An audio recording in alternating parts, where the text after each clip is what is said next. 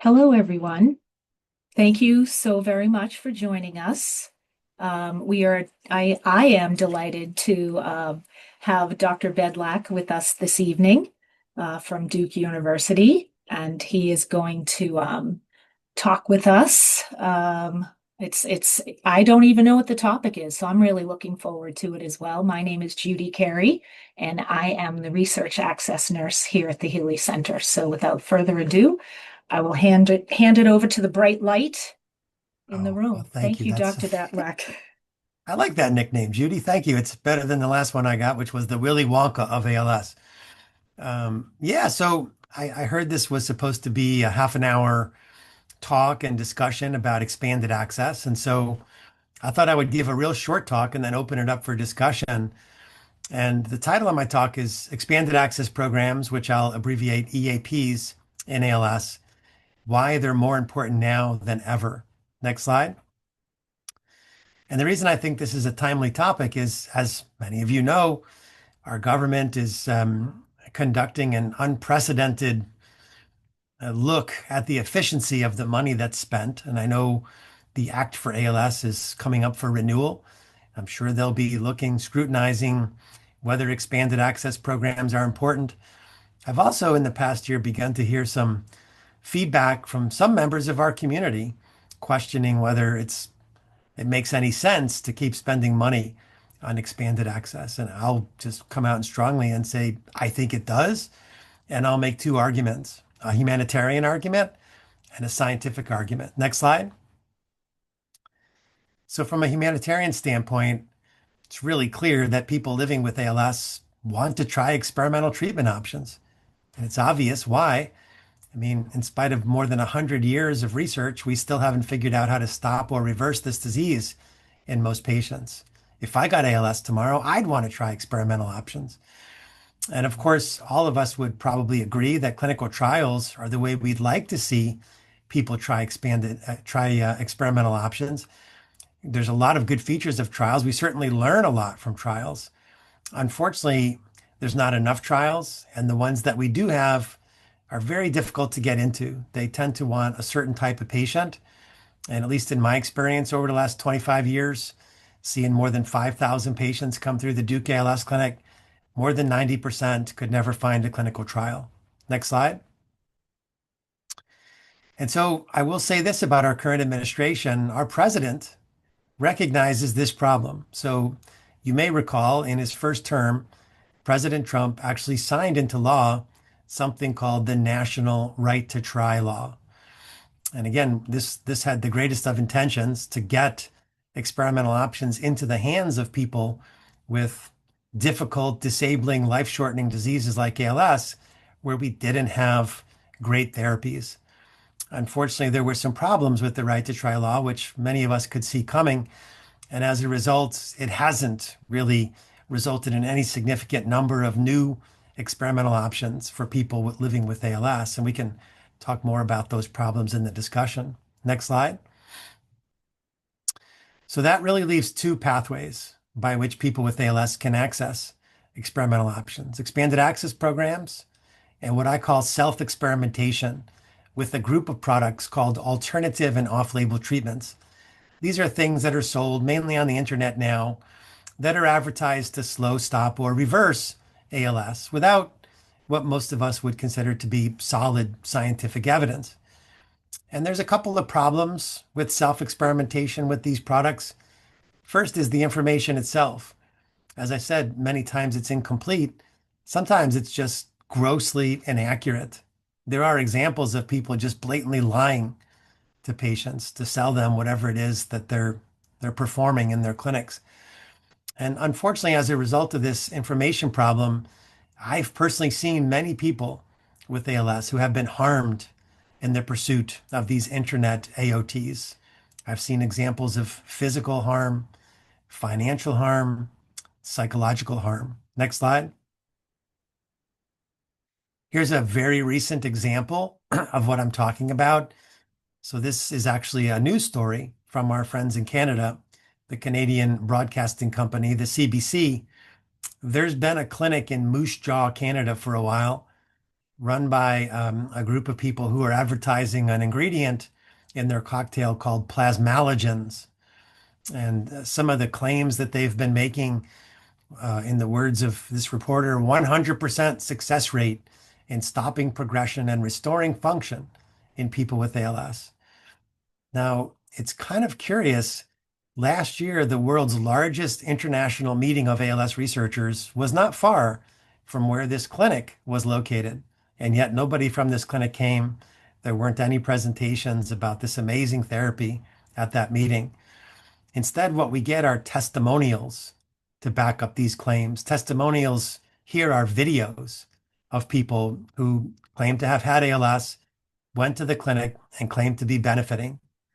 And in fact, probably the most dramatic of these was a young man who said that since he got his therapy, he was actually not only stable, but starting to recover some lost motor function.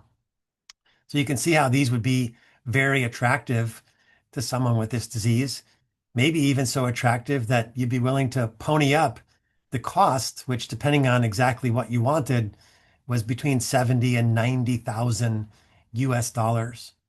But there's some problems. And again, these problems are not something that would be obvious unless you did a real deep dive and did your own deep investigation. But this reporter did. And he actually got in touch with the family of the young man who made that video that was so compelling. Turned out that shortly after he finished that video, he started to progress again. And he eventually went into hospice and died from ALS. And according to his wife, she called the clinic multiple times to ask for help and then to ask, that the video be amended. No response. She also was in touch with several other people in a Facebook group that had gone to that clinic, and every one of them was getting worse. And yet we still have the advertisement 100% success rate. So this is what's out there. Next slide. So this is an example of why I like expanded access programs much more than self-experimentation with AOTs. First of all, the products that we use in expanded access programs, they're vetted, both in terms of their scientific promise.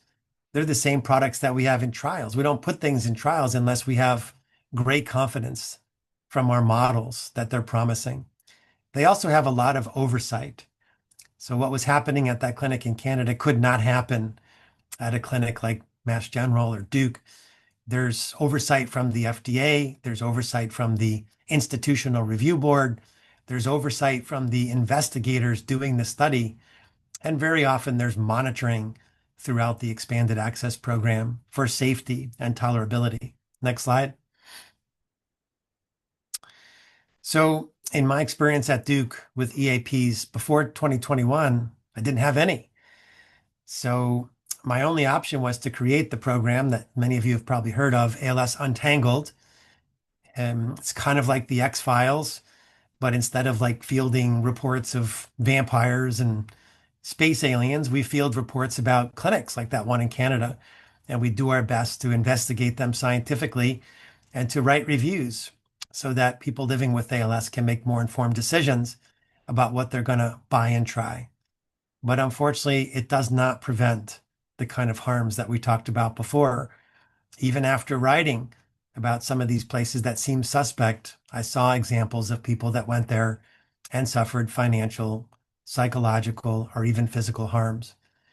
The good news is that since 2021, when the Act for ALS was passed, we've had a lot more expanded access programs. And I've been able to steer a significant number of people away from places like that clinic in Canada and toward expanded access programs where they not only got something that was much more promising and safer, but they contributed to our understanding of the disease. Next slide. There's one more humanitarian argument that I'm going to make, and this is one that I don't think a lot of people who don't do trials know about. When we do clinical trials, once in a while, we see someone who really looks like they're responding to whatever it is that they're getting. And I say that because we often don't know while we're doing the trial. Many trials are blinded, so we don't know if each person is getting the real drug or the placebo. But I've seen this several times over my 25-year career. This is somebody was in a very recent trial at my institution called the Combat ALS trial, where we're studying a drug called ibutylast. And this is a pretty long trial. It's 18 months. The first year it's blinded. The next 6 months it's open label. But you can see what happened to this person's ALS FRS-R score. So they started the trial at month 14 of their follow-up. And you can see that prior to that, their ALS FRS-R scores were dropping pretty fast. And then from month 14 to month 32, the entire time that they were in this clinical trial, there was no change in scores whatsoever. But when the trial was over and the drug was taken away, you can see the ALS FRS-R scores dropping fast again. So it's always interesting when this happens. I think most of us reach out to the company and show the data and say, is it possible that we could get expanded access for this person so they could continue this drug that seems to be helping them? And I would say up until recently, the vast majority of companies have said no. Thankfully, this particular company said yes. So we were able to get this person back on the drug and he stabilized again. But I would say EAPs, they can empower people participating in trials to continue drugs that really seem to be helping them. Next slide. There's also a scientific argument, and it follows in this way. I think most of us recognize that ALS is not the same disease in everyone. Certainly, we know that there's two categories of causes, genetic and non-genetic. And we've learned that if we really target defined subsets of ALS, we can find home run therapies. I would argue that we have two now: tofersen for people with SOD1 mutations causing their ALS, and jasifusen looks like it's going to be a home run for people with FUS mutations causing their ALS. What do I mean by a home run? I mean that most people who get started on these therapies, it seems to stabilize their disease. And some people actually get significantly stronger with the recovery of lost motor functions. Okay, so that's exciting, but the problem is we don't know how to subtype most people's ALS. Like 88% of people don't seem to have a genetic mutation causing their ALS. I think we're going to get better at subtyping non-genetic ALS in the next few years with the use of AI and all this big data that we've gathered. But in the meantime, it makes sense to me that if you don't know why somebody has their disease, the next best thing is to try as many different things in them as you can and hope to hit on the right drug or combination of drugs for that person's ALS. One way of thinking about this is in terms of something called high throughput drug screening. This is a very well accepted way to find drugs that hit targets in test tubes or cells. Like companies across all diseases use this. They can dump tens of thousands of drugs into a test tube or into a cell model. And with high throughput drug screening, they can figure out like which one or two seem to hit that target the best. And then those are the ones they take forward into clinical trials. We should be doing this, in my opinion, in people who are willing in the ALS community. We should be trying as many different things in as many different patients as we can, because we hope to find the right combination of drug and person with this technique. Next slide. And I would also say that EAPs are never going to give us as much detail as we get in clinical trials, but we can still learn things from people in expanded access programs. We can learn about the safety and the tolerability of an experimental drug, and we can learn about it in a population that more accurately reflects the real world than the population that's typically in trials. Like it's really clear that the folks who get into trials don't look like most of the people that we follow in our clinics. And so we always have these decisions to make, like when a new drug gets approved. Okay, well, we approved it because we thought it might work and we thought it might be safe in people like the ones in the trial. But what about the other 90% of people who don't look like that? EAPs can help us. We even have a biomarker now that can give us a hint about efficacy. It's really tough to figure out if something in an EAP is working, especially if the effect size is small, because we tend not to have any control group there. But we have this biomarker now called neurofilament light chain. It's a chemical that gets released from neurons that are sick. In ALS, it's from motor neurons. And in general, the natural history of this is that it stays the same or even goes up as people progress with their ALS. If we see a significant drop in neurofilament, we think that tells us that we're on the right track, that we have a drug that will eventually produce clinical benefit in that group of patients. And in fact, this method of screening drugs is being used by a group of people in the UK in something called Experts ALS. They're putting a large number of people on a large number of different drugs to look for which ones might drop the neurofilament. And then those are the ones they're taking forward into more traditional clinical trials. So again, really important that we learn things from everybody who takes a drug or a supplement, especially since some of these things are going to get approved. And then we're going to have questions. We're going to have questions as physicians. Who's the right patient for this drug? And payers are going to have questions. Who are we going to pay for this in? Next slide. So just summarize what I said today by reaffirming something that I think everyone on this call knows. People with ALS want experimental options. And while we all agree that trials are the best way to get those, unfortunately, most people aren't going to be able to find a trial. And, self-experimentation is a pathway that a lot of people use to try experimental therapies, but it's fraught with danger. Many times, those decisions to try something, some AOT on the internet, are based upon incomplete or completely inaccurate information.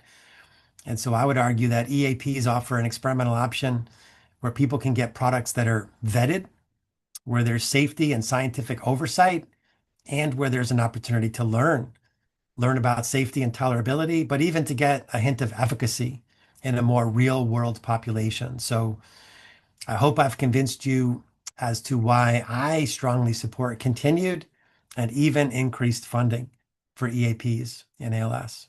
So we can take the slides down and now we can have a discussion.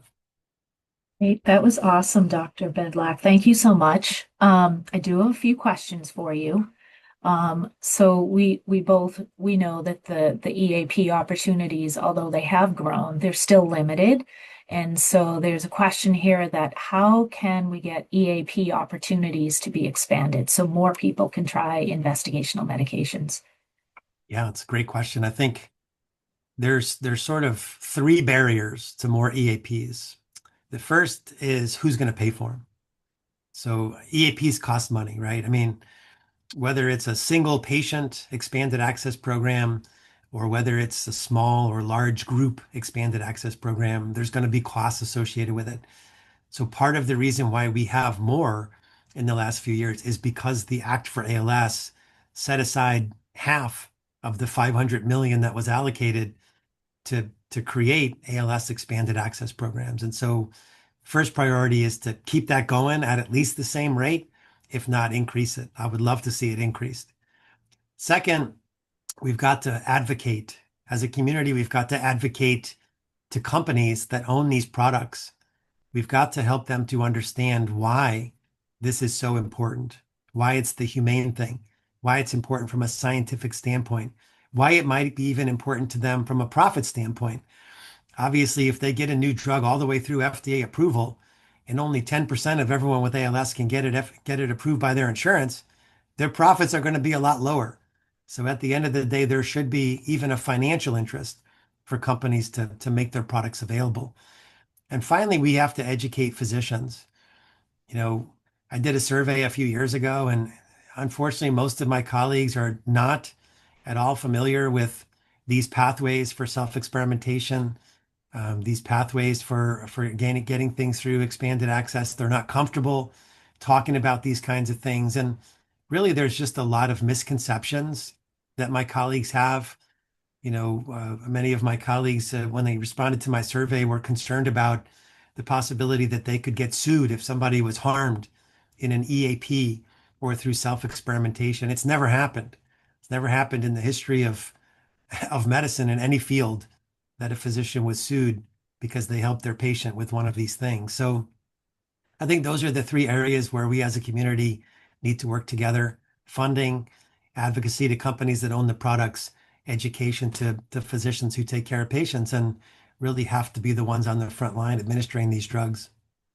That goes in line with what another attendee has for a question, which is how can we require all the different ALS clinics and neurological institutions to assist people with getting into clinical trials and or EAPs because some folks aren't learning about what's going on in both research and EAPs. So there's two ways to kind of motivate human behavior, right? They're sometimes called the carrot and the stick, right? I always prefer the carrot. Like I would much rather motivate people in a positive way. That's just who I am. And so, just going in there and explaining to the clinic like why this is so important to us. We appreciate the foundation of evidence-based care that you're building, but we need more. We need experimental options to have hope. I mean, it's just such a fundamentally important thing to most of the people with this disease that I've met. It's important to me personally to be able to have hope every day. And so just bringing that up in clinic in that way, in a non-threatening way. I mean, another option is fundraise or make an offer to fundraise. What would it take? Like if I was to create an expanded access fund for you in your clinic, what would you need in order to be able to start offering expanded access programs? 100,000, 200,000, a million? And there you have now a target, a carrot. If you raise that money, they've already gone on record and said they would help and host these types of programs because it isn't all just about ignorance. It isn't all just about, time and fears. Some of it really is about resources. I mean, there are definitely some clinics that just don't have any resources to be able to do this. And so, that conversation about why it's not there and why it's important, you can kind of understand. Well, if somebody says, well, I have a coordinator for half a day a week is all my institution's giving me, and I have 3 clinical trials that I'm trying to run, like who's going to do the expanded access program? Okay. How do we get you more coordinator time? If I raise the money, will the institution give you more coordinator time? Probably yes. And then there's also the stick approach. And again, this is not my favorite approach, but the stick approach is to say, well, I mean, maybe this is not the right clinic for us. Maybe this clinic shouldn't be certified as a center of excellence or, whatever sign they're hanging out the door from whatever patient advocacy group. Maybe they shouldn't have that sign if they're not engaging in something that's important to most people with ALS. So those are just some thoughts. Right. I know myself when I get calls from people that are at different clinics, I always suggest they talk to their doctors. If they're thinking about trying, like you said, an AOT, I always suggest, talk with your doctor, but now explaining it from the doctor's perspective of their uncomfortability of prescribing something that they don't know. So there's a lot of different thoughts that go into EAPs and not knowing about EAPs. Um, I actually have a clinic that they don't do research, but they're an excellent clinic. They send all their interested patients to me to learn about research and then get involved in research here because it's not too far away from us. It's almost like a buddy system. Yeah.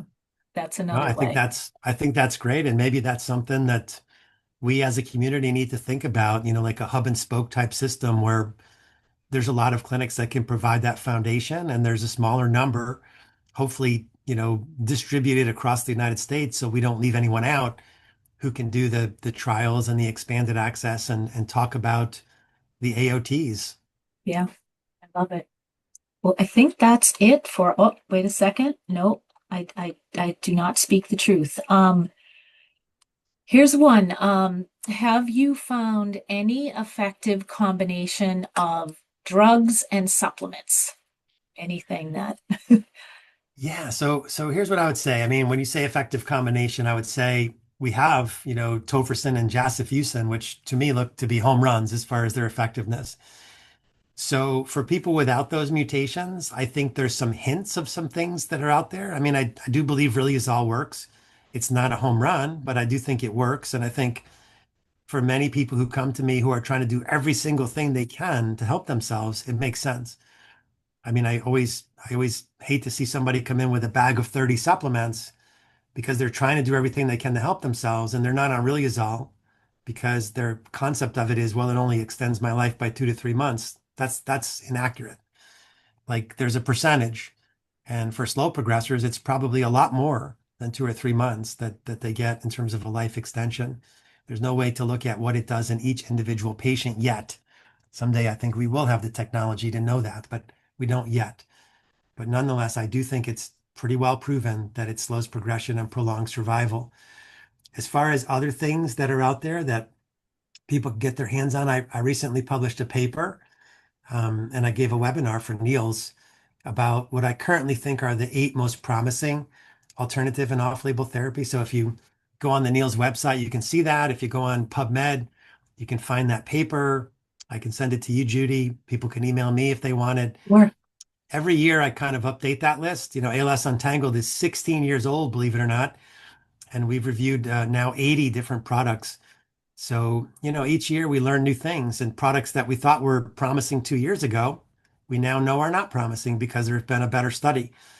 And so these 8 products that I talked about, that I write about right now, they all have promising mechanisms, plausible mechanisms for which they could help someone, but they all also have at least one clinical trial suggesting that they might really help people with ALS. Now, all these trials are small, they're all flawed, they all need to be repeated with bigger and better designs. But in the meantime, when people are looking at me saying, I don't have a trial, I don't have an EAP, I pick one of those 8 alternative and off-label treatments and I say, why don't we try this for a few months and let's try to target the dose that was used in the clinical trial that I wrote about. Let's target the duration of therapy that was used in the trial. And let's see if you're going to be someone like the ones that were reported in this trial who responds. Because I don't think ALS is the same disease in everyone. There's no way to know. I think the only thing we can do is keep trying things. Perfect ending. We all appreciate your time today and your awesome outfit. Thank you. Well, thank you, Thank Judy. you. I Thank you, like your colors everybody. today too, Judy. Thank you. Yep, I Yes. tried to bring some color for you. Thank you, everybody. I hope you have a nice evening. Bye, everyone. Bye-bye.